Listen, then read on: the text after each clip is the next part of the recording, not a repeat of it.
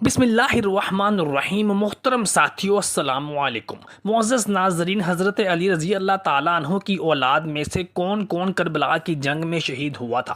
حضرت علی علیہ السلام کے کتنے بیٹے کربلا کی جنگ میں شہید ہوئے تھے؟ اور حضرت علی رضی اللہ تعالیٰ عنہ کی اولاد آج کل کس ملک میں آباد ہے؟ محترم ساتھیو، آپ سے گزارش ہے کہ ان معلومات کو تفصیلات کے ساتھ جاننے کے لیے اس ویڈیو کو آخر تک لازمی ملاحظہ فرمائیے گا۔ محترم ساتھیوں، حضرت علی بن ابو طالب رضی اللہ تعالیٰ عنہ نے مختلف اوقات میں 9 شادیاں کی تھیں اور ان کے علاوہ آپ کی کئی باندیاں بھی تھیں۔ محترم ساتھیوں، آپ کو بتاتے چلیں کہ اس دور میں صحابہ کرام اجمعین اپنی منکوحہ ازواج کے علاوہ اپنی لونڈیوں اور باندیوں سے بھی ازواجی تعلق قائم کر سکتے تھے اور ان سے بھی اولاد پیدا کر سکتے تھے۔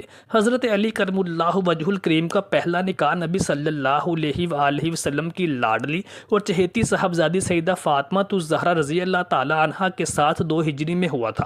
امام طبری فرماتے ہیں کہ نبی کریم صلی اللہ علیہ وآلہ وسلم کو اپنی صاحبزادی سیدہ فاطمہ الزہرا کا نکاح حضرت علی رضی اللہ تعالی عنہ کے ساتھ کرنے کا حکم خود خدا تعالی نے دیا تھا۔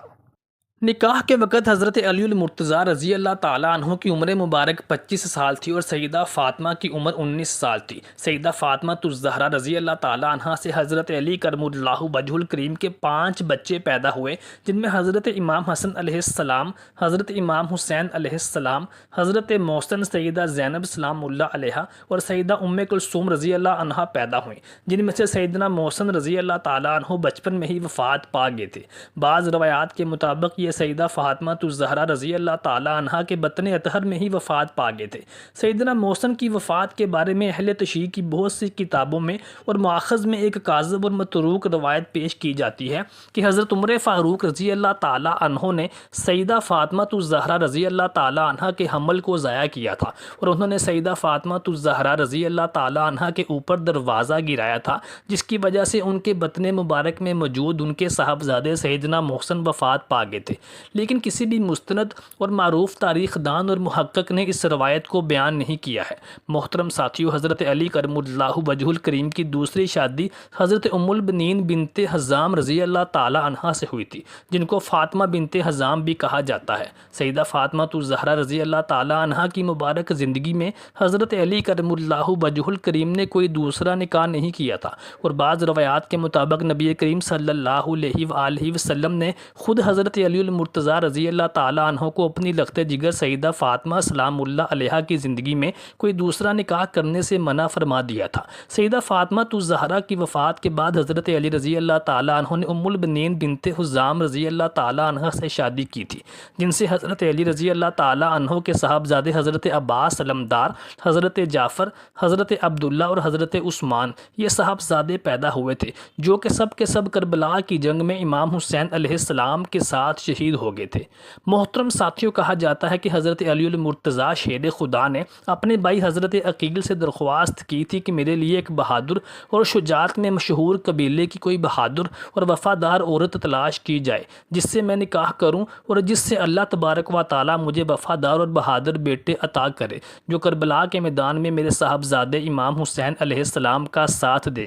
چنانچہ حضرت عقیل رضی اللہ تعالیٰ عنہ نے سیدہ فاطمہ بنت حزام کا عقد حضرت علی رضی اللہ تعالیٰ عنہ کے ساتھ کروایا تھا، جن سے حضرت عباس علمدار جیسے بہادر اور شجاع اور وفاداری میں ایک مثال بیٹے نے جنم لیا تھا، جس نے کربلا کے میدان میں اپنی وفا اور شجاعت کو بھرپور انداز میں ثابت بھی کیا تھا۔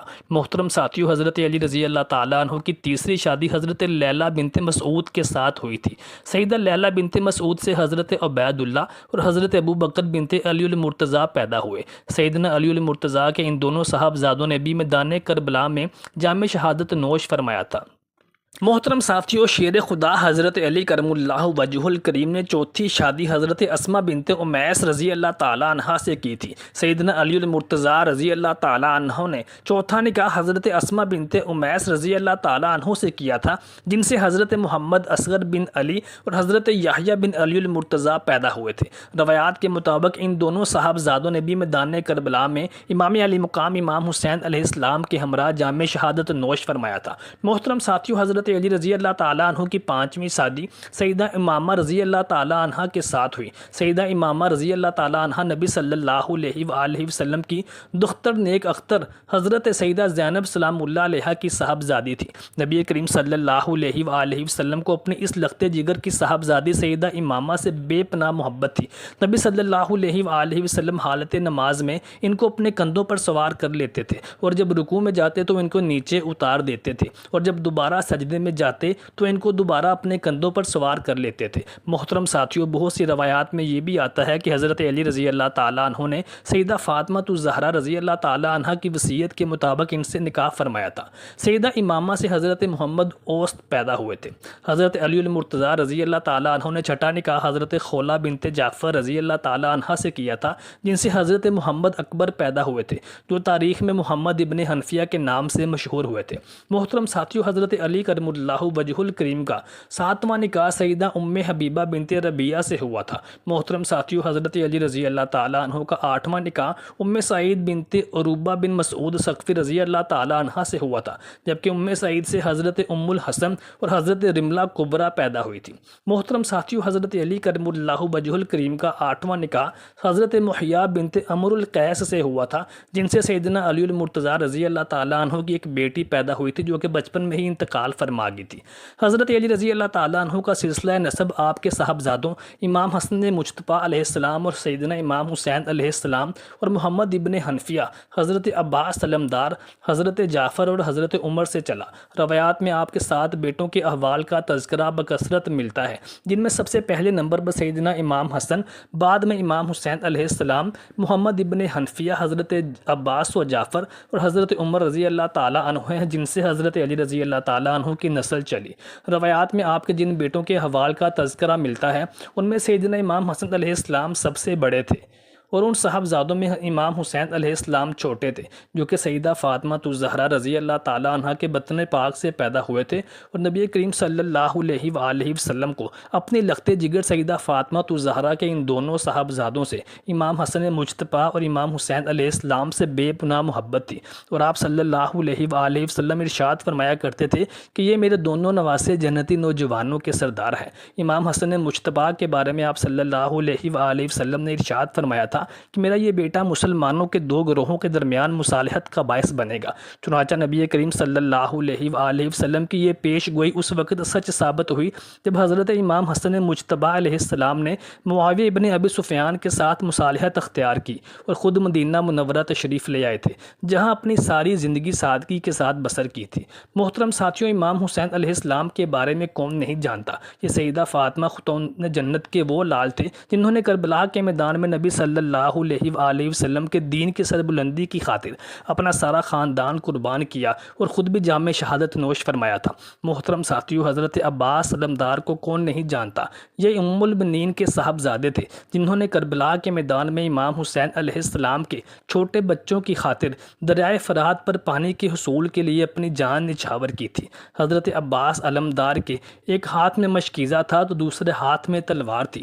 جب آپ نے مشکیزے کو پانی سے بھر لیا تو شمر بدبخت نے آپ کے بازو قلم کروا دیے تھے، تو آپ نے اپنے دونوں بازو قلم ہونے کے باوجود پانی کے اس مشکیزے کو اپنے منہ سے پکڑ لیا تھا، لیکن شمر کے بدبخت سپاہیوں نے آپ کو تیروں کی بوچھار سے شدید زخمی کر دیا تھا، جس کے باعث آپ امام علی مقام امام حسین علیہ السلام کی مبارک گود میں شہید ہو گئے تھے۔ حضرت علی کرم اللہ وجہ الکریم کی اولاد آج کے دور میں کہاں کہاں آباد ہے؟ حضرت علی علیہ السلام کی اولاد کو 2 بڑے حصوں میں تقسیم کیا جاتا ہے۔ حضرت فاطمہ الزہرا سلام اللہ علیہ سے جو نسل چلی ہے، وہ امام حسن مجتبیٰ علیہ السلام اور امام حسین علیہ السلام کے ذریعے چلی، اور انہیں سادات سید یا آل محمد صلی اللہ علیہ وآلہ وسلم کہا جاتا ہے۔ دیگر ازواج سے بھی حضرت علی کے کئی بیٹے اور بیٹیاں تھیں، جیسے محمد ابن حنفیہ، ان کی نسل کو بھی علوی کہا جاتا ہے، لیکن زیادہ تر شہرت سادات کو حاصل ہے۔ حضرت علی کی اولاد کی پہچان کیسے ہوتی ہے؟ حضرت علی رضی اللہ تعالیٰ عنہ کی نسل پوری دنیا میں پھیلی ہوئی ہے، اور زیادہ تر افراد خود کو سید یا علوی کہلواتے ہیں۔ ان کی زیادہ تر تعداد پاکستان، ایران، عراق، لبنان، یمن اور مصر میں موجود ہے۔ ان کی شناخت روایتی مذہبی اور خاندانی شواہد سے کی جاتی ہے۔ سید، شریف، علوی، حسنی، حسینی، مرزا، میر جیسے القاب ان خاندانوں کے لیے استعمال ہوتے ہیں۔ بعض علاقوں میں شجرہ نسب بھی محفوظ ہیں۔ کچھ علماء کرام اور خاندان باقاعدہ نساب نامہ اپنے پاس رکھتے ہیں جو ان کا تعلق حضرت علی رضی اللہ تعالیٰ عنہ، سیدہ فاطمہ الزہرا رضی اللہ تعالیٰ عنہ سے جوڑتا ہے۔ محترم ساتھیو، آپ کو ہماری ویڈیو کیسی لگی؟ کمنٹ سیکشن میں اپنی رائے سے ضرور آگاہ کیجیے گا۔